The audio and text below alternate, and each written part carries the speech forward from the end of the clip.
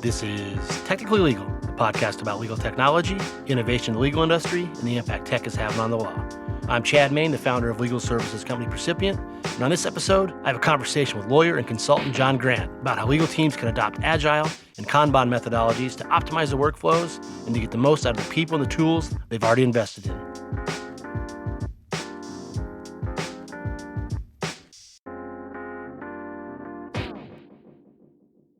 On today's show, I have a great conversation with John Grant about employing project management techniques into legal work. I really dig this conversation because John offers some real-world tips that anyone can use, and not just those in legal. You and your team can use these tips to streamline the way you're doing your work so you can identify and correct bottlenecks and increase overall client satisfaction. Before we jump into my conversation with John, I should probably give a quick preview of some of the project management concepts he talks about, including traditional project management techniques like waterfall, but newer ones like lean and agile. The traditional or the waterfall project management method involves a sequential approach where each stage has got to be finished before a team can move on to the next one. Agile methodology is a newer one. It emerged from the software development community. It's a flexible approach where tasks are broken down into small increments with not a lot of planning, and the processes are iterative. As we will hear, Agile is one of John's favorites because he believes it's well suited for legal work. John will also mention Scrum, which is related to Agile methodology that emphasizes teamwork. Lean is another methodology we'll touch on, which focuses on continually improving processes and eliminating waste. This is an OG project management concept developed in Japan by Toyota. John also talks about the value of a Kanban board. This is a visual tool used to manage various stages of the process. You've probably seen some old school ones that are on a whiteboard and there's sticky notes for each stage of a project, or you've probably used some of them online, like Asana or Basecamp or project management software like that. These Kanban boards typically are divided into a few columns, minimally such as to do, doing, and done. Let's get to it with my conversation with John. As I mentioned, John's a lawyer. You might be asking, why is he so into project management methodologies? Well, despite coming from a long line of lawyers, before he went to law school, he first worked in tech. So you're a fourth-generation lawyer? I am, yeah. How far back does it go? Would it be your great-great-grandfather? I've got great-grandfathers on both sides of my family who were lawyers. And where were they geographically? One of them was in Los Angeles. So my great-grandfather on my mom's side was a guy named Lloyd Wright with one L. And he was one of the early pioneers in entertainment law. Oh, nice. So he had this client base that's, to this day, the coolest client base of anyone I've ever heard of, where, like his B clients were Shirley Temple and W.C. Fields. And his A clients were Charlie Chaplin and Walt Disney and Howard Hughes. So where did you grow up? I grew up in the idyllic village of Bakersfield, California, because my dad's family got into farming in post-World War II era. So I heard you say it was expected of you, so maybe, i.e. a little bit of pressure for you to go to law school, but you didn't. And now learning that you like the Grateful Dead, now it makes more sense. Because if I remember right, out of college, you took a road trip, which ultimately landed you in Seattle because you liked it up there. So tell me about this road trip. Yeah, and it's funny. I wouldn't say it was expected of me. That's probably too much. It just was always around, right? It was always an idea. I mean, I grew up in California. I did my undergrad in Boston, which was great. I loved it, but it was culturally a lot of adjustment. And eventually I decided I wanted to go back to the West Coast. But part of the reason I went to Boston to begin with is I wanted to sort of get as far from, Bakersfield, in specifically in California. I just was looking for different adventures. I would say Boston is fairly different from Bakersfield, California. Yeah. And so I hung out for a summer after I graduated. I had lots of friends that were farming families, so I can't remember. I think I worked another farm job that summer. It was the easiest way for me to make to make some money quick. And then took off on a road trip late that summer, early fall. And I looked at Northern California. I looked at couple of places in Oregon, and then I landed in Seattle on one of those bluebird August days with the Olympic Mountains across the Puget Sound and ferries going by, and it hooked me, right? It's the most dangerous days of the year in Seattle because it is when you get sucked in.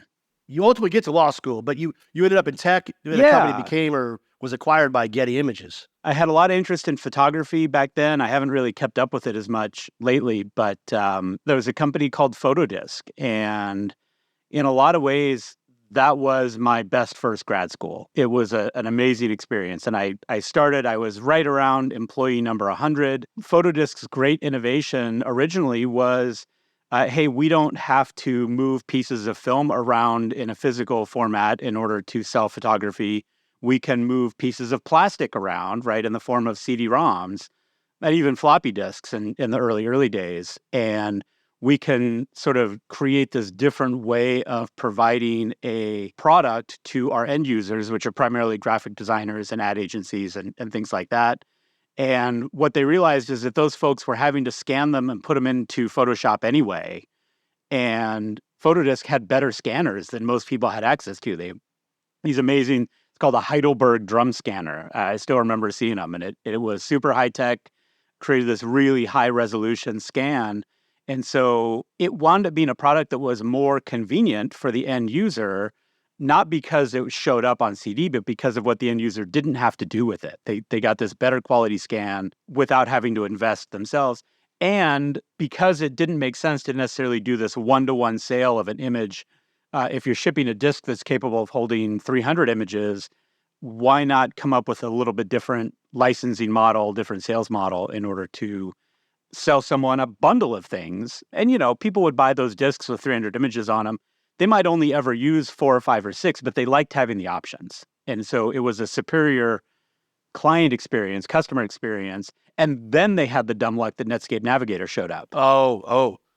We were one of the first companies that I know of, and there's always an asterisk in that, which is except for porn, that was actually both taking payment and then delivering product over the internet. We were doing it well before Amazon or Netflix or anyone else was doing it that way, right? Amazon was selling physical books. Netflix was renting physical CDs. We actually were delivering the product over the internet. But at some point you decide actually to go to law school and you get back to tech, I think in a legal capacity, but what was it that did change? You said, hey, I do want to get a law degree. So Photodisk got acquired by Getty. It was a merger, and it was great. It was this rocket ship ride. I learned a ton. The leadership team was fantastic. Everything about it was really, really cool. And we were disruptive innovators, right? We went on this tear where the company was acquiring and basically consolidating the entire stock photography industry around itself and this use of technology to deliver a superior customer experience. Eventually, it got to the point where we weren't growing so much as defending the turf that we gained. And I think for a lot of us that were part of that original rocket ship ride, it was just a paradigm shift that wasn't as cool. We kind of, got this idea that we should move on to the next hot company. And we thought they were a dime a dozen back then, right? We didn't realize how unique an experience we had.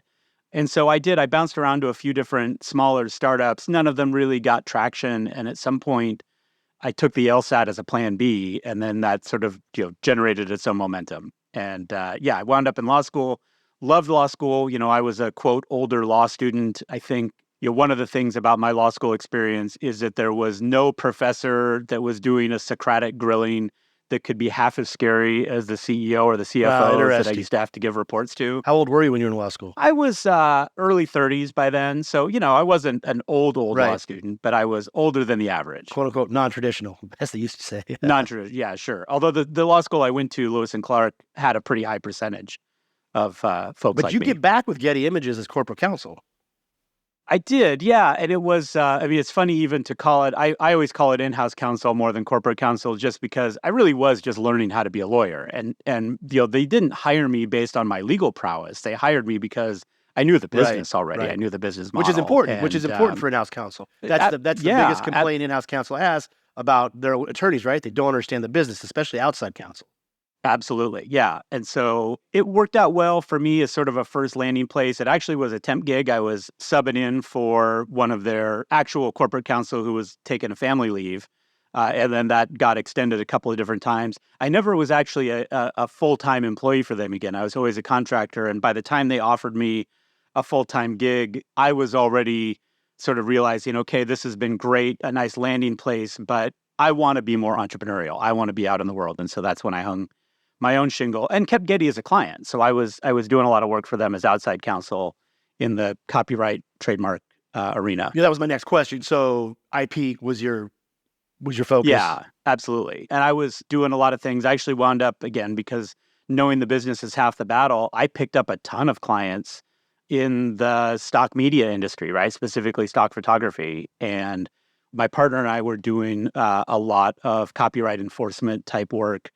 And it was interesting work. It was hard, right? It was, number one, it was the height of the Great Recession. So we launched a law practice at sort of the worst possible time in generations to try to launch a business. But fortunately, he and I both had this tech background. And so this was back in late 2008. And we were paperless and cloud-based and basically doing all the things that were pretty new back then. We were doing them right out of the chute. And so that gave us some efficiency advantages, some cost control advantages over traditional practices that had to replace their old ways of working with this new way of working.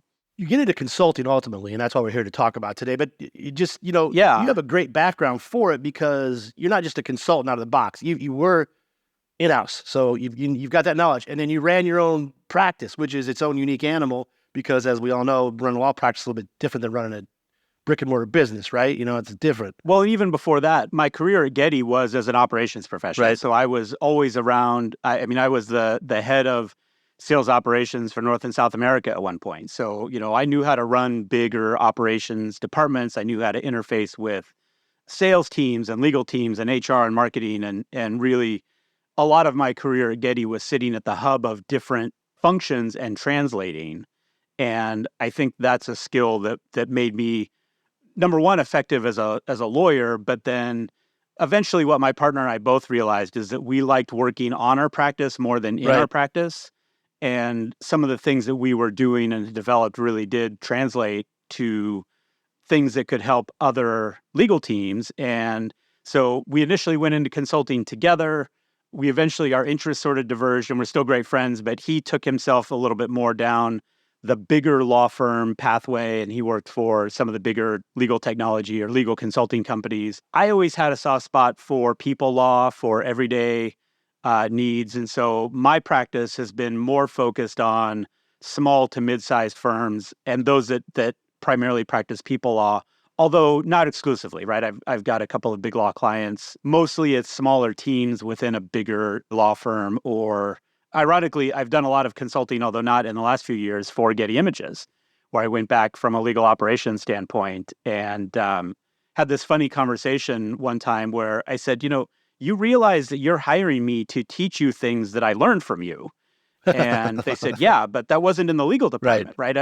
We're hiring you to teach the legal department how to do things that the rest of the business seems to know how to do, but we're struggling with it. When we come back in just a couple minutes, John tells us about his consultancy and how he helps legal teams implement project management techniques into their work, and how it all starts with a Kanban board. I'm Chad Main, and you're listening to Technically Legal. All right, we'll get back to my conversation with John Grant in just a second, but before we do, I want to direct you to tlpodcast.com. There you'll find an episode page for this episode and every other episode we've done, with more information about our guests and links to some of the stuff we talk about. If you want to get a hold of me for any comments, criticisms, or concerns, or any episode ideas, you can email me at cmain@percipient.co. That's C-M-A-I-N @percipient.co. Or you can find me on X, aka Twitter, or on LinkedIn. All right, let's get back to my conversation with John Grant.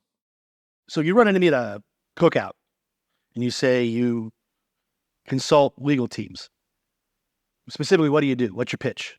My sort of mission statement, tagline is that I help law practices of all kinds, legal teams, build practices that are more profitable, scalable, and sustainable for themselves and the communities they serve, right? So I'm really looking for, maybe it's a little Pollyanna-ish, but I'm really looking for things that are having an impact both on the team, the firm, whatever, but also trying to make the world a better place, right? Making the wheels of justice turn a little more smoothly. And what you focus on specifically is the process, the systems, project management. I'm assuming that you like this and got this idea to do this from these processes you learned at the tech companies, right? Because they're very process and system driven. And then you decided to apply that to law. Yeah. And my aha moment was when I left Getty to go to law school. It was, I think, 2002 or 3. And we were primarily using traditional methods of project management, right? What's now thought of as waterfall project management. It's the stuff that people go and get PMI certified, the Project Management Institute, and you get a project management professional certification. And the basics of project management are great, right? And they don't actually change depending on methodologies, but there's some elements of the PMP approach to project management that had grown suboptimal. And so while I was away in law school and before I wound up doing this in-house work at Getty, they had completely pivoted and adopted an agile methodology for managing their technology systems, their technology programs, and they're primarily a tech company. So I had this really fascinating before and after that where I said, oh, wow, this agile thing is super interesting and it's working because I can see it with, I know how it was before and I can see what's going on afterwards. And, the dangerous moment was I thought to myself, I wonder if this could work for lawyers. Well, I no longer wonder if it can work for lawyers. I know it can work for lawyers because I've been doing it on a consulting basis. I've been doing it for 10 years now. So you're an agile guy, but before we get there and get in the weeds with agile, let's talk about the different flavors. They're all kind of similar and they're related. So you got, you talked about project management waterfall. Then you've got lean, which agile, I believe, is kind of an offshoot of that. Then you got the Kanban, which you like too. Like, just to the layman, explain these different flavors and why you prefer one over the other. And I guess prefer is a strong word, right? I really try to keep growing my toolbox. And so I use a lot out of the lean toolbox. I use a lot out of the agile toolbox. Once you get under the capital A Agile umbrella, I would say the most common sort of methodology underneath that is Scrum. And I won't go too deep into Scrum, except to say, and that's where I started, right? My first Agile certification was a certified Scrum Master. And I really thought when I first was doing this work that I should get more legal teams to use Scrum to manage their caseloads. But what I learned, and also what sort of Scrum and the technology industry learned over time, is that Scrum kind of struggles in multi-project environments. And Scrum really wants a dedicated team of people working on one thing at a time. And in a multi-project environment, and in the tech world, multi-project is like 3 or 4 or 5. And under that definition, law firms are extreme multi-project environments, right? Where you've got people using, dozens or if not 100 or more cases at once. And so Scrum sort of broke down as a methodology when you get to that scale. And I increasingly started using some elements of Scrum. And one of the nice things about Scrum is it already uses a Kanban board to visualize work. And that's one of the most powerful elements of an agile methodology. And we should explain what a Kanban board is. Yeah, it's so diving, I guess, taking those 3 steps back. It's and everyone's seen them by now, which is a nice thing, right? So Trello, Asana, Lawmatics uses a Kanban board. Clio uses a Kanban board. Well, relatively new. Clio Grow uses a Kanban board. It's that thing where there are columns that represent states of work and then cards that represent units of work. Or sticky notes. And the idea, manual, which I know you're a big proponent of. Yeah, no, I love a good physical board. The pandemic kind of broke me of the insistence that everyone start with this physical board because it just wasn't realistic. But the most fundamental board, the columns are to do, doing, and done. And I often talk about how the comparison is sort of against a to-do list, right? And that the thing that every lawyer has carrying that yellow legal pad around with a bunch of checkboxes on it. And one of the problems with a to-do list is it's good at telling you what needs to be done and it's good at telling you what's already done, but it doesn't really tell you what's in progress. And so a Kanban board introduces this third state, which is stuff that is in flight. It's you're working on it, but it's not done yet.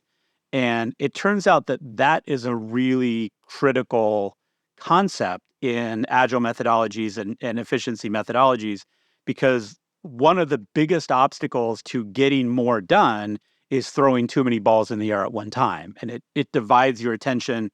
You wind up having to focus on the space between balls instead of actually working on any of the individual work items in order to get them finished. And you've already hinted at this. You are of the belief that law is well suited for the agile approach.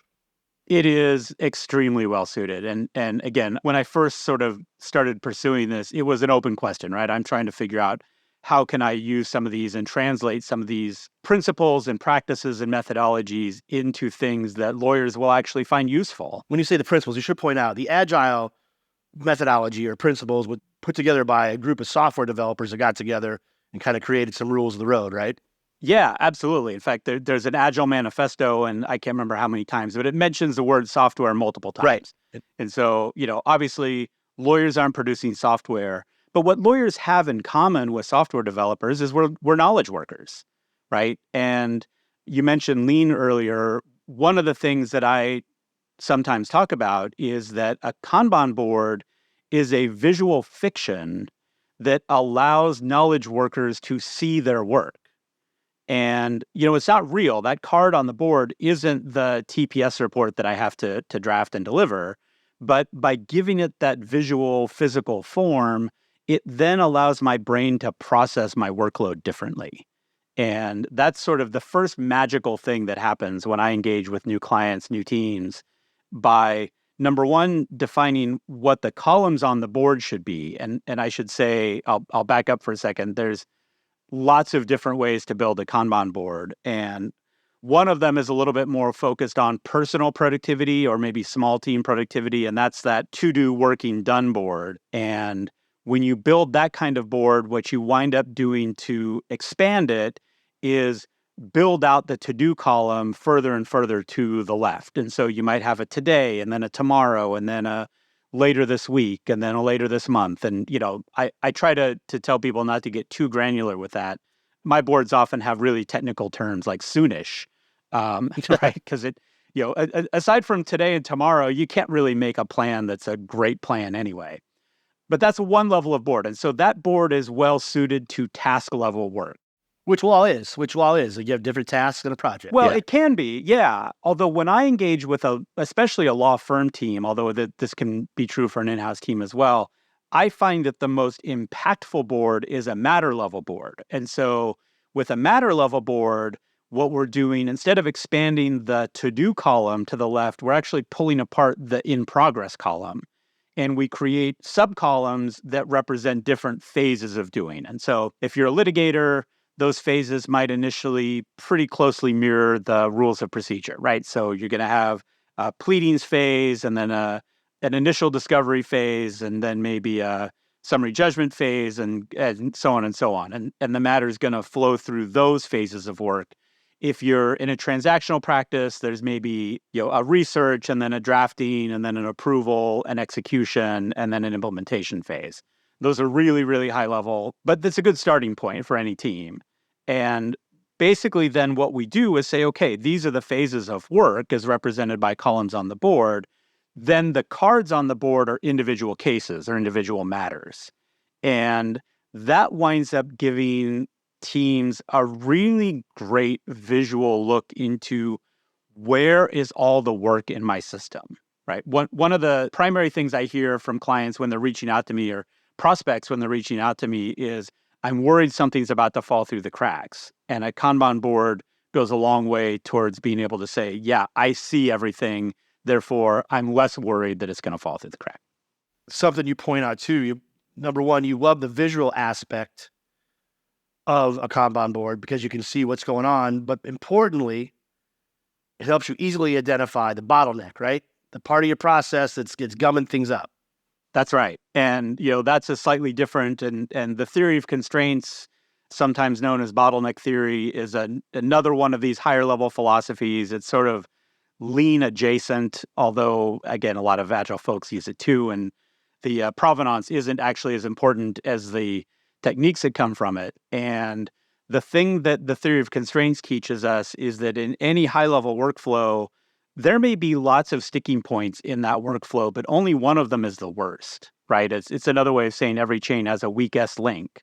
When you put that chain under tension, one of them is going to break first, right? There may be lots of things that look rusty. There might be lots of parts of your law practice that you'd like to improve, but only one of them is really governing the flow of work through your entire system. Once we make that work visible, as you said, the bottlenecks tend to become pretty apparent. And then once there's maybe one or two or three candidates, then we can assess, okay, which one of these is actually the worst? And how do we then engage in some efforts, some experiments to try to get work to flow more clearly, more smoothly through that bottleneck.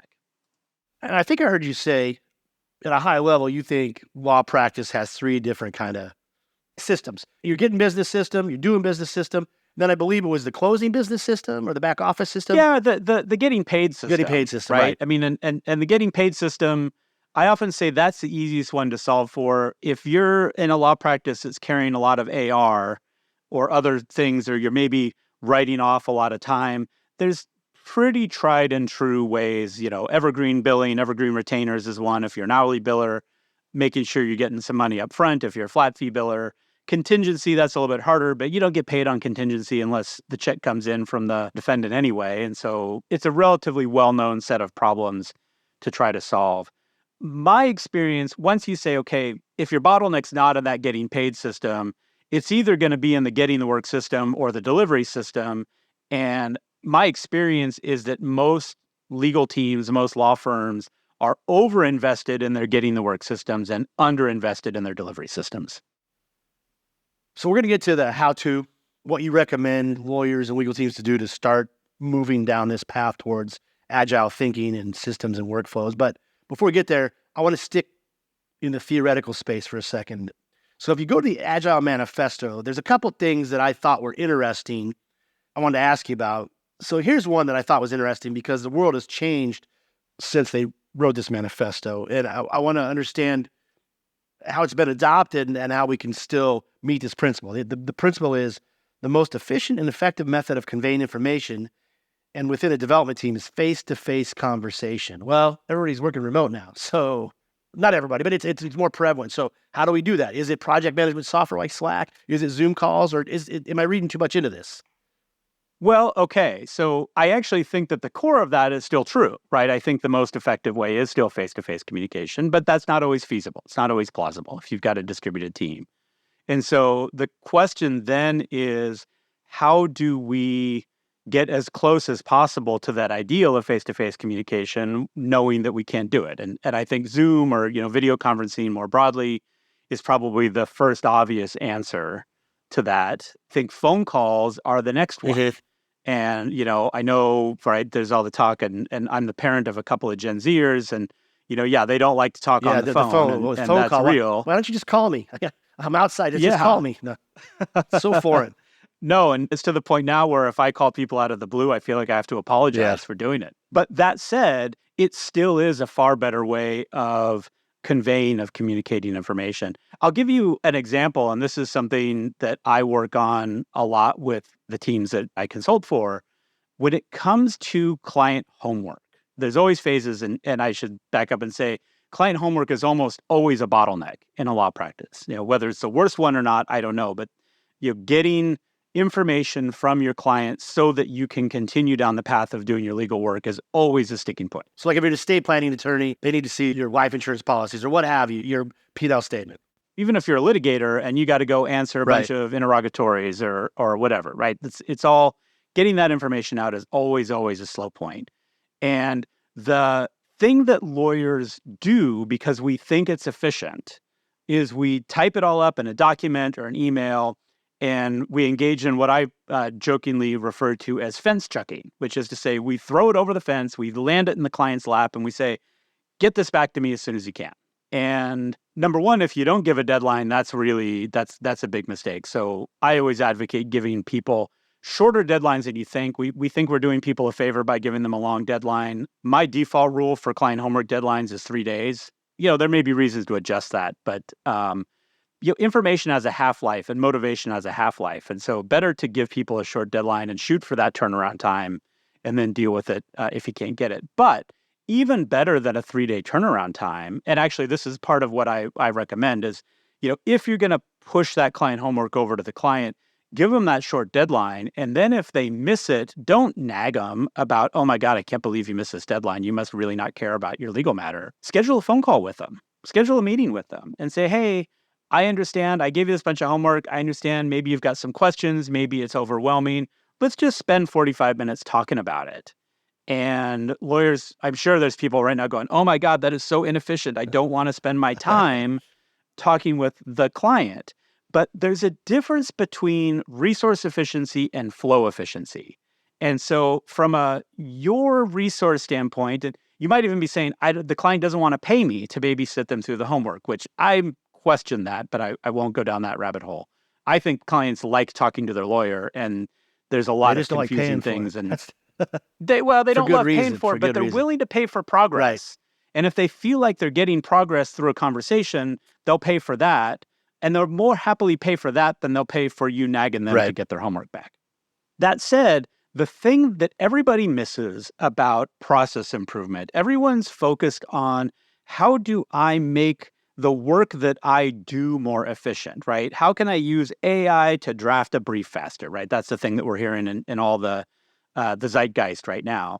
But I think that's great. I think that's interesting. What I know is that if you want to increase the efficiency of delivering legal work, you shouldn't work on the working phases. You need to work on the waiting phases. You need to work on those times and shortening those times when nobody's actually working. It's just sitting there waiting for a resource. A lot of that time's bottleneck, right? It's waiting on something to get done. If you, the lawyer, are the bottleneck or someone on your team is a bottleneck, then that's, when I do process improvement work, that's what we're doing. We're figuring out how can we either protect that bottleneck and get them, right? If you're a lawyer and you're a bottleneck in delivering legal work, but you keep taking new client inquiries, right? You're spending your time on intake instead of on delivery, then you're never going to deliver, right? You're basically making bad promises in those intake calls because the work keeps getting stuck. And so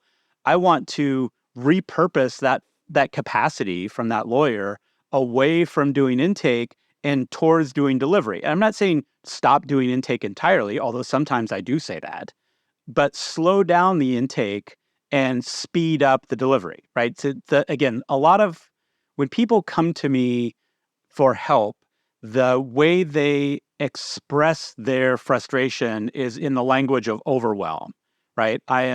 Feel like I'm chasing my tail. I feel like I'm on the hamster wheel. I feel like I spend so much time fighting fires that I never have time to do fire prevention. That's one I hear all the time.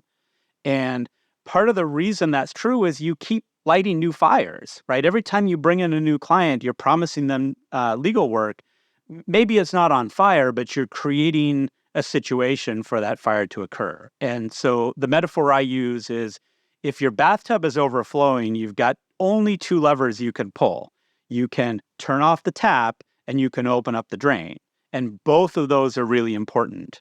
But it's slowing down or turning off the tap that is going to have your first immediate benefit, because that then helps give you a little bit more capacity to work on the outflow, to work on the opening the drain part. My gut reaction would be, look, I got to pay the bills. We need to do business. So wouldn't it be better if the lawyer is the bottleneck? Let's say he's got to prove the pleading, the brief, whatever, and he hasn't got to yet because he's been in meetings all day. Wouldn't it be better to figure out a way to address that work bottleneck? Maybe have someone else do it that can do it, or... Sure. Yeah. Oh, no. I mean, labor arbitrage is a great example. Delegating can work, but it only works if you're delegating the work at the bottleneck. So if you delegate the intake work, for example, you still got the tap on all the way and the bathtub's still going to keep overflowing. So you want to make sure, and this is one of the word we use in Agile is an anti-pattern, right? Which is something that everybody does, but it's probably not the right thing. And one of the anti-patterns I see is, number one, when people do process improvement, they like to start at the beginning of their process, which means they start at intake. But intake is usually where I'm trying to slow things down, not speed things up, as someone that does this professionally. Number two is that they think that all delegation is created equal. And one of the problems that I run into all the time is that lawyers delegate certain chunks of work, but then they still have to do quality assurance or a quality check on that.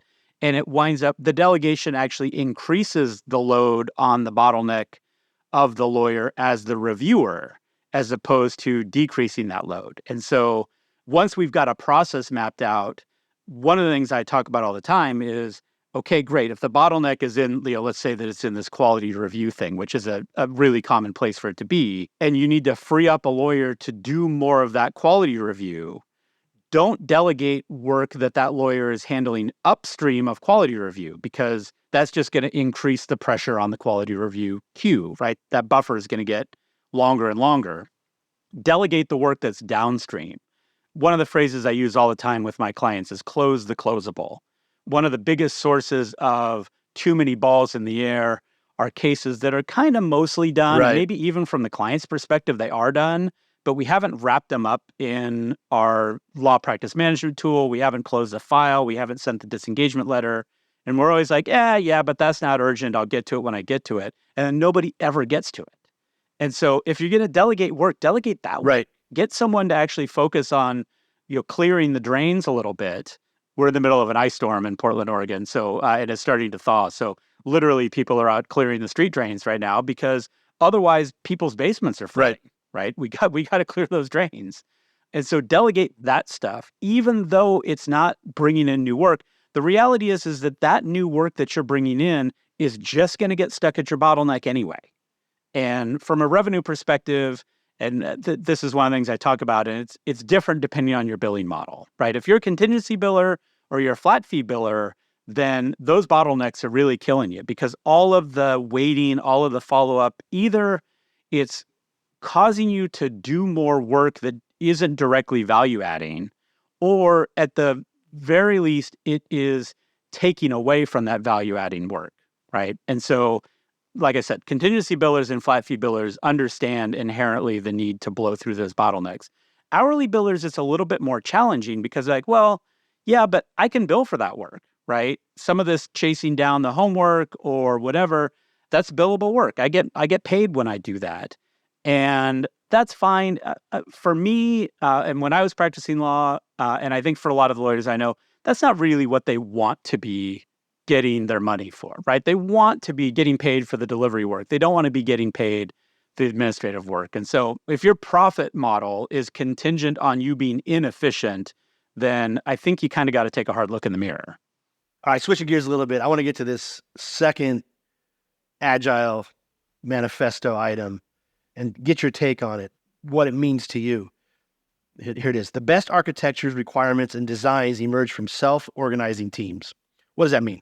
That is an interesting one. So in the context of a larger technology company, and those larger technology companies often have different product lines or different features of their product. And so the idea there is that you want people that actually care about how to give people better and better recommendations on their Spotify playlists, right? That's an example of a function you'd run into in a software team. In legal, it's harder. Again, it sort of depends on the size of the firm. But one of the things that it comes down to for me is that I can always help make a team more efficient if they're trying to do fewer different types of things. So is this in legal a practice group, your labor and employment group, vis-a-vis your commercial litigation? Often it's a practice group. You got it. And the classic example for me, and I don't always go this way, but I work with a lot of estate planning and estate administration clients, and I have convinced a couple of them to drop one or the other of those two practice areas, because the process, the workflow, the template, even the customer need, the client expectations around the estate planning process are very different than the templates, the workflow, and the customer needs around the probate or the trust administration process. And so when we talk about basically building around single teams, that's kind of what I'm talking about, is as much as possible, I don't want people to be context shifting, because context shifting is expensive from a workflow standpoint. Now, I also recognize that it can also be a recipe for boredom, right? You don't want to get too ingrained. And so I've got some teams that I work with that actually run rotations, right? And so they'll work on the estate planning side for maybe 3 or 6 or 9 or 12 months, and then they'll shift and they'll kind of do a reshuffle and say, okay, just to keep things fresh and get new perspectives, we'll shake it up a little bit. So let's talk about practical things legal teams can do to get started with some agile processes. I know one of the principles is start where you are. What does that mean, and where do you start?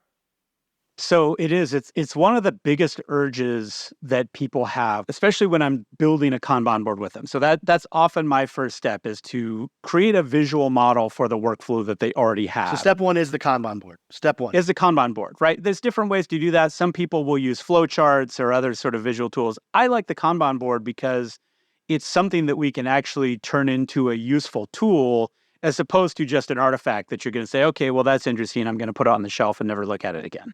Defining those columns on the board to say, these are the states of work of our practice, and then adding cards to that board that represent the individual matters or cases that we're handling. That is always the step one. Which is easy. Anybody can do that. You don't have to get software. You got a whiteboard?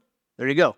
My favorite way. You don't even need a whiteboard. You put sticky notes on a wall and then list some other things underneath them. Your brain will put columns there. You don't even need painter's tape to make the lines, although sometimes I'll use blue painter's tape to make the lines. So it's super easy. The thing that's hard is that there's a tendency to say, oh, well, that's like, you almost do this two-step when you're creating the board, where you're like, okay, this is what I do, but I know I shouldn't be doing it that way. And so I'm going to redesign it as I build it. And I really try to fight that urge when I'm working with clients, because we want to see your workflow as it really exists, not your sort of ideal conception of it. Because number one, we want to see where those bottlenecks really are. And if you start idealizing and changing things right out of the chute, you don't get good information that way.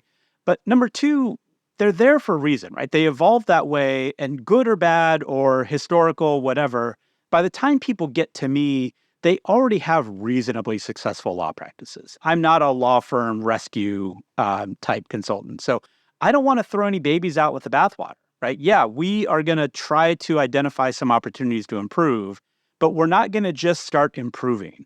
Getting back to the philosophies, and you mentioned lean. One of the sort of godfathers of lean is this guy, W. Edwards Deming. I won't dive too deep. He's got his own sets of philosophies that people hew really closely to. But one of the things that Deming cautions against that I think is really important is he says, be really sure you know the difference between improving and tampering. Right. Or overcomplicating things, right? You don't want to overcomplicate. Or changing things without paying attention, and therefore something's different. Maybe it's better, maybe it's worse, but we just changed 6 different things, so we can't put a finger on what actually caused this thing to happen. And so I try to really slow people down a little bit and say, yeah, this is going to take a little bit longer in the early stages, especially once we make the work visible. You'll be like, oh my God, I need to do this and this and this and this. And I get it. The instinct is real. I try to really say, okay, like, yeah, let's take all those ideas that you have. Let's put them maybe on their own little Kanban board, right? And say, these are the possible things we can work on. And now let's prioritize them. And let's figure out, this is the one we think is going to be most impactful, number one. Number two, what are we going to measure to know whether this thing worked or not? How are we going to take a step back and, a couple of weeks, a couple of months, or even a year from now, how are we going to look at this and say, yeah, this thing we tried, it worked because we measured this thing and we got an output. Okay, so you got your Kanban board, which again, it's not easy, not the right thing to do, but I mean, it's something that's...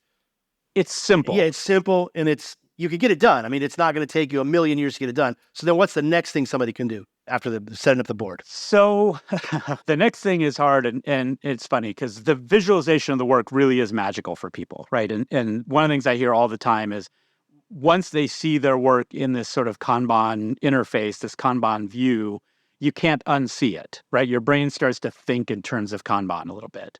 So that is really impactful.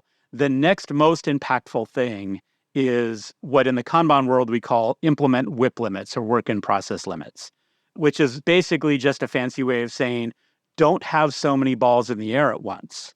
One of the unofficial slogans of the Kanban method is stop starting in order to start finishing. I like that. The idea of a WIP limit, and a WIP limit is a literal number that says, okay, we are not going to have more than 3 matters in intake at any one time, right? Or overall, for the board in general, we believe that this law firm has a carrying capacity of 50 total cases.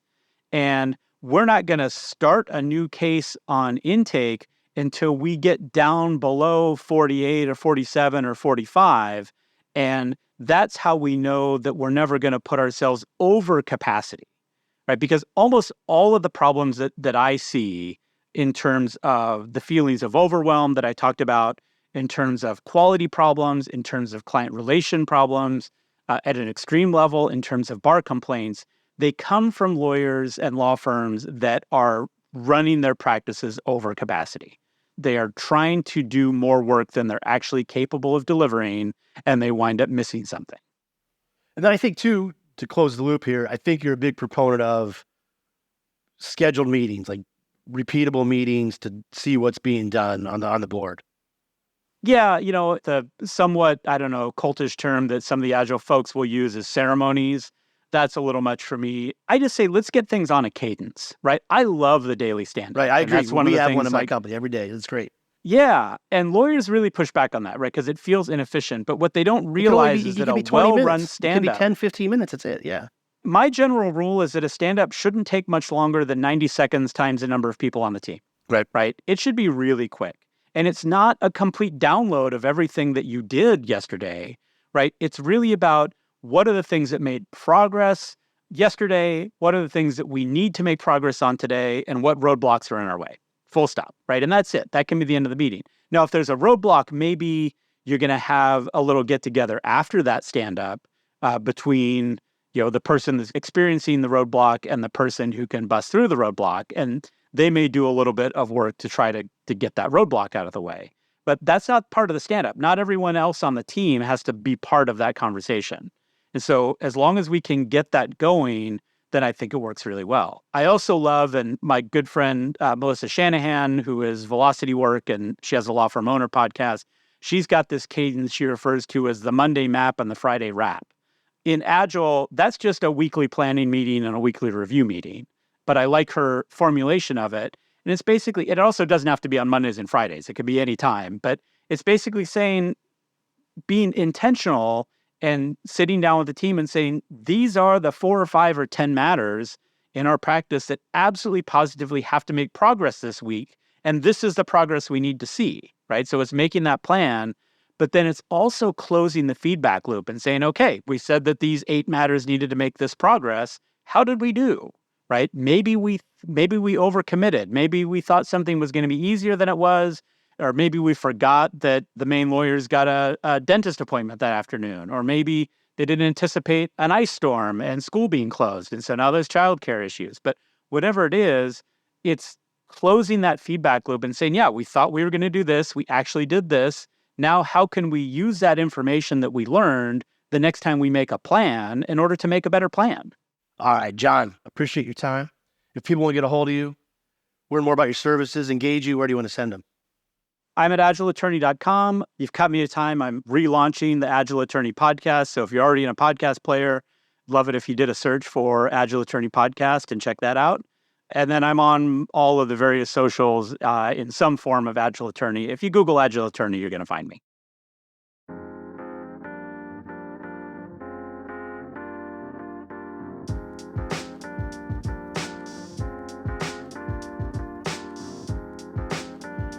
Okay, that's a wrap for today's episode. As always, we really appreciate you listening. If you want to subscribe, you can find us on most major podcast platforms like Apple, Spotify, Google, Stitcher, etc. Also, if you like us enough, I hope you leave us a favorable review. Thanks again for listening. Until next time, this has been Technically Legal.